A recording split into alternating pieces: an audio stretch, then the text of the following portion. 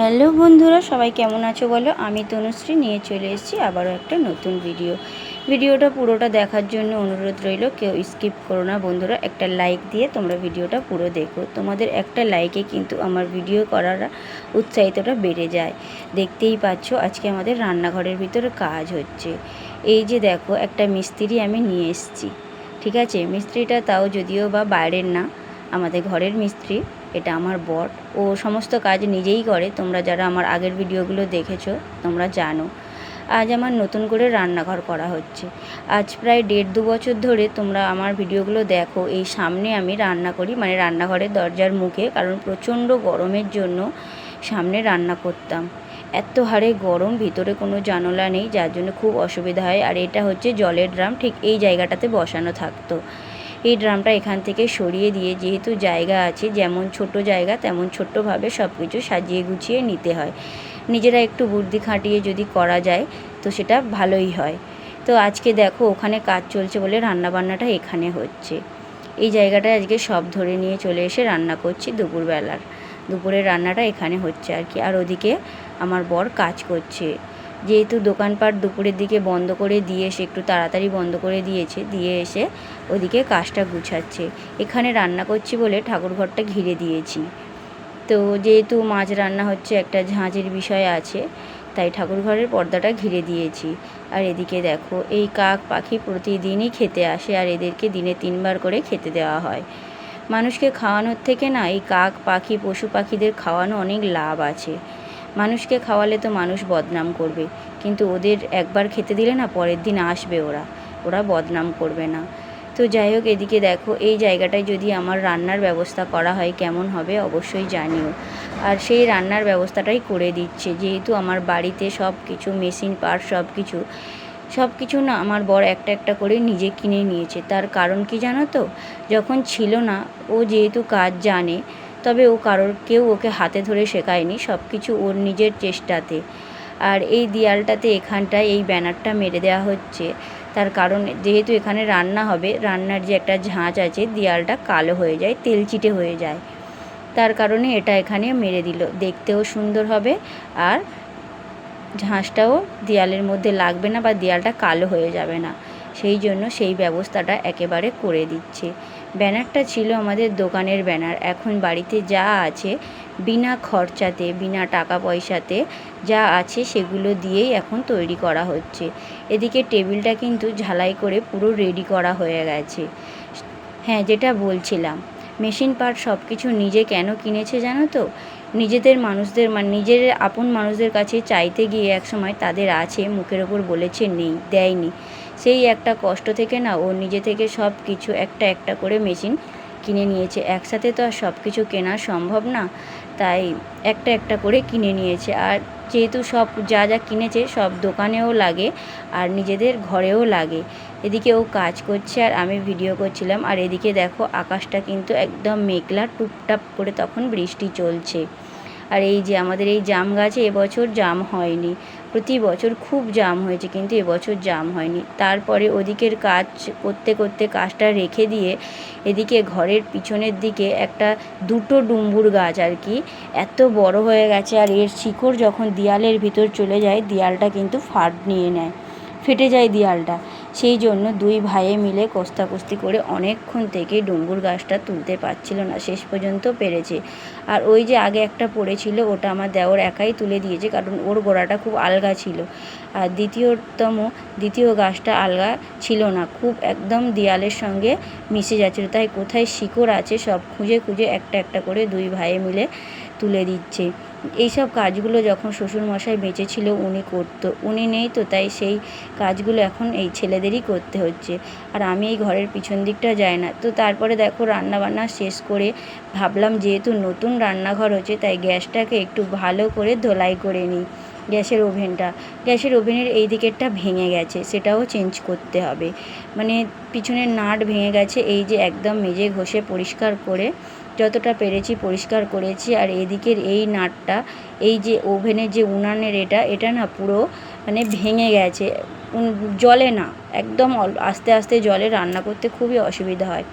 অনেক বাড়িতে আছে এই গ্যাসগুলো সারার জন্য দোকানে দেয়, আবার অনেকে আছে বাদ দিয়ে দেয়, ছোটোখাটো সমস্যার জন্য বাদ দিয়ে দেয়, আমি দেখেছি। কিন্তু আমার বর তো সব কিছু নিজে করার চেষ্টা করে। এটা দেখো, একটা জিনিস যখন আমি দোকানে নিয়ে যাব, যেটা সমস্যা হবে তারা সেটা না ঠিক করে অন্য আরেকটা দেখিয়ে দেবে, কারণ তাদের ইনকামটা বেশি হওয়ার জন্য। দেখো এই ওভেনটা, এই যে উনানটার ছোট্ট একটা সমস্যার জন্য এটা জ্বলতো না, খুব আস্তে আস্তে জ্বলতো। তাই ওটাকে ও কেটে বের করে নিয়েছে, সান মেশিন দিয়ে কেটে, যে নাটটা খোলা যাচ্ছিল না এই জন্য কেটে বের করে নিয়েছে। এটাকে এবারে বিকেলবেলা নতুন করে কিনে নিয়ে আসবে ও, নিয়ে আসবে বিকেলবেলা। তাই এটা দুপুরবেলা শেষ করে নিচ্ছে। ওদিকে টেবিলটা রেডি হয়ে গেছে, আর এদিকে এই গ্যাস ওভেনটাও ঠিক করে বলছে, করছি যখন একেবারে ভালোভাবে কাজটা করে দিই, কারণ সব সময় তো আর সময় হবে না, তাই ও একেবারে ঠিকঠাক করে দিচ্ছে। তো দেখো, এদিকে দেখো রান্নাঘরের টেবিলটা একদম রেডি। এই জায়গাটায় সুন্দরভাবে আমি এবারে সুন্দর করে দাঁড়িয়ে দাঁড়িয়ে রান্না করতে পারবো। ওখানে বসে বসে রান্না করতে না নিজেরও খারাপ লাগতো দরজার সামনে, আর এদিকে গরমের জ্বালায় ভিতরে রান্না করতে পারতাম না, প্রচণ্ড কষ্ট হতো। তার জন্য ওই দরজার ধারে রান্না করা হতো। আর এই যে দেখো, নিচে এখানে একটা মশলা রাখার ব্যবস্থা করে দিয়েছে। খুব ছোট্ট জায়গায় কিন্তু সত্যি সুন্দরভাবে গুছানো যায়।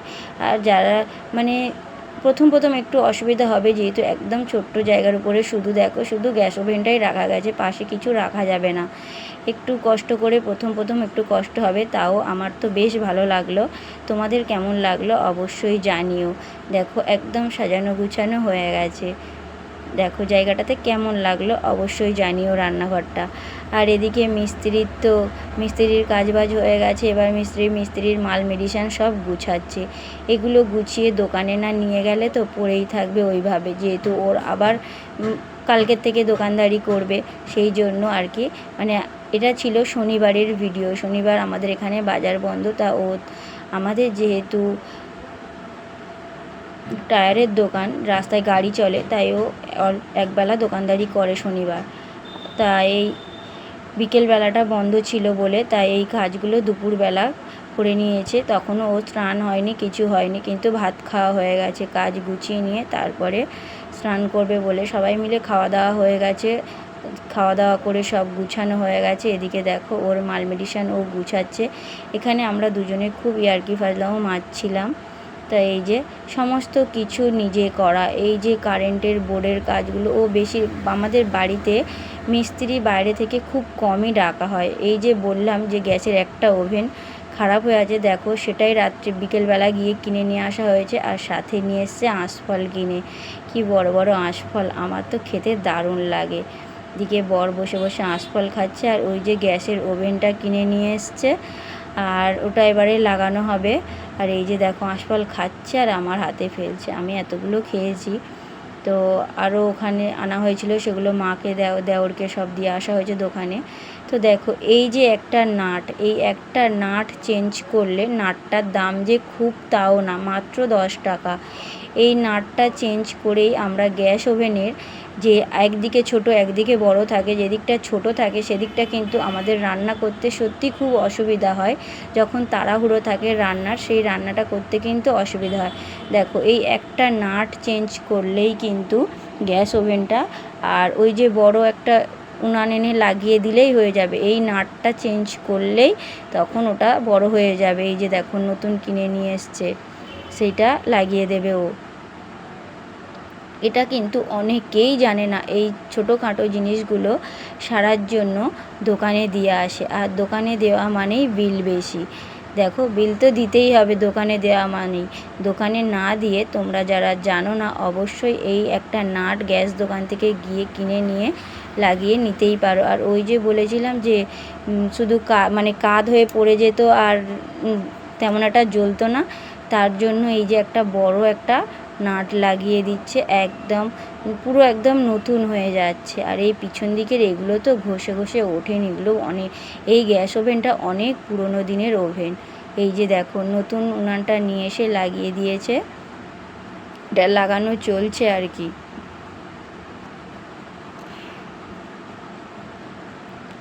একটু আপ ডাউন করছিল বলে, আর এই মিস্ত্রি তো খুব খুটখুটানি, ওর মনের মতো না হলেও সে কাজ যতক্ষণ না ওর মনের মতো হবে ততক্ষণ ও করতেই থাকবে। সে যদি 50 বার খুলতে হয় তো 50 বারই খুলবে, ও কোনো চাপ নেই। তো এটা একটু নড়ছিল, আমি বললাম নাই থাক, হবে না, দাঁড়াও, এখন ঠিকঠাক চলছে, যতক্ষণ না ওর মনের মতো হবে। তো ফাইনালি ও ওর মনের মতো করে ফেলেছে। এই যে দেখো, ওর নিচে দিয়েছে দুটো নাট, একটা নাট একটু উঁচু করে লাগিয়েছে। এই যে ফাইনালি হয়ে গেছে, এখানে টাইট করা চলছে, টাইট করা হয়ে গেল। এবারে আরেকটা নাট লাগিয়ে দিল। তো বন্ধুরা, তোমরা কে কোথা থেকে দেখছো অবশ্যই কমেন্ট করে জানিও। ভিডিওটা ভালো লাগলে লাইক, কমেন্ট, শেয়ার ও সাবস্ক্রাইব করতে ভুলো না। তো আমাদের মিস্ত্রিকে যদি লাগে অবশ্যই আমার সাথে যোগাযোগ করো, যোগাযোগ নম্বরটা পরে দেব। তো যাই হোক, দেখো ফাইনালি সব কিছু লাগিয়ে একদম নতুন দেখেছো। আর এই যে উনানের এই যে বাটিটা না, এটা পুড়ে গেছে, যে বললাম আগের ওভেনটা একদম মানে ভেঙে গেছিলো, যার জন্য ওটা পুড়ে গেছে, একদম নতুন ওটা পুড়ে গিয়ে কালো হয়ে গেছে। অনেকে মনে করবে হয়তো যে ওটা মাজা ঘষা হয় না, তার জন্য, কিন্তু না। এদিকে দেশলাই গরম চলছে দেখো। তো বন্ধুরা, ভিডিওটা আমি এখানেই শেষ করলাম। সবাই সুস্থ থেকো, ভালো থেকো। আমার রান্নাঘরটা কেমন লাগলো অবশ্যই জানিও। দেখা হচ্ছে পরের ভিডিওতে। ধন্যবাদ।